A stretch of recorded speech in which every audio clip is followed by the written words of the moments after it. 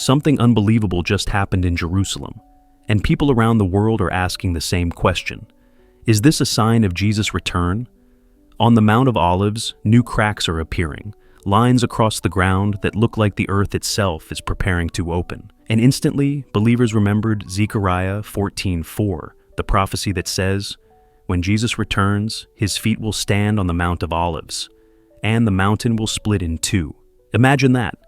The very ground where Jesus ascended is now showing signs of movement. Coincidence? Or a divine reminder that time is short? I'm not saying this is the exact moment, but I am saying this. God is shaking the earth to wake his people up. Jesus warned us to be ready, to stay awake, and to watch the signs. So what if this is your reminder, your wake-up call, your moment to turn back to him? Tell me what you think in the comments. Share this with someone who needs to hear it, and don't forget to follow for more. Jesus is coming soon. Are you ready? Something is happening in Israel right now that the entire world can feel, whether they believe in God or not. And the question on everyone's mind is simple but terrifying. Is this a sign from God? Today, as news spreads of the biggest tragedy to strike Israel in recent history, people across the globe are shocked, confused, and scared. Some are calling it a warning, others are calling it prophecy being fulfilled right before our eyes. And you, watching this right now, might be wondering the same thing. What does this mean for us? For the nations? For the future? Before you scroll, stay with me to the end, because what's happening right now might be bigger than politics, bigger than war, bigger than anything we expected. And if you're new here, make sure to like, comment, and subscribe, because this is the kind of message the world cannot afford to ignore. Israel has always been the center of spiritual attention, a small nation carrying a massive prophetic weight. But what unfolded recently has left even the strongest believers shaken. Reports describe scenes of chaos, fear, and heartbreak that feel like the opening pages of a prophetic chapter. And whether people admit it or not, this tragedy lit a spark of fear and curiosity deep inside the world's heart. Suddenly, individuals who never picked up a Bible are Googling end-time scriptures. People who claim not to care about religion are asking questions they swore they would never ask. Something about this moment feels different, heavier, louder, impossible to just brush aside. And maybe that's the point. Because whenever Israel suffers, the world pays attention, not just politically, but spiritually. Throughout Scripture, God used moments of tension, crisis, and shaking to grab humanity's attention.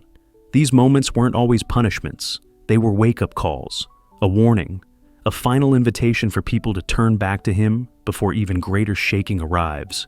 And as Israel faces this heartbreaking tragedy, many are asking whether this moment is one of those divine wake-up calls, a reminder that time is moving faster than we think, that prophecy is unfolding while the world sleeps, and that God is still and always will be speaking. And here's what's even more unsettling. People all over the world are reporting the same feeling, a deep sense in their spirit that something is changing, something is shifting, like the calm before a storm, or the rumble before an earthquake, not just physically, but spiritually. You can feel it in conversations, news headlines, social media posts, and even in private moments of reflection. Something about this tragedy feels like a sign, one the world wasn't prepared for.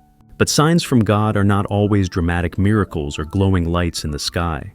Sometimes a sign is a shaking, a disruption, a moment that stops the world in its tracks. Scripture says that in the last days, there will be wars, rumors of wars, distress among nations, and hearts failing from fear. But it also says something else, something people often forget. God allows shaking to bring people back to him, not to push them away. He uses tragedy not to destroy, but to reveal, to expose the truth, to awaken the numb, to pull people out of spiritual sleep and into spiritual reality. And that's exactly what may be happening right now. Israel, the center of biblical prophecy, is once again experiencing a moment that forces the world to face the reality of Scripture. And whether you're a believer, a skeptic, or something in between, you cannot deny how strange the timing feels, how intense the global reaction is, how spiritually charged the atmosphere has become. It's almost as if God is allowing the world to feel what Israel feels, to remind us that His timeline is moving and His word is real. So, what does this mean for us? It means we cannot afford to be spiritually asleep.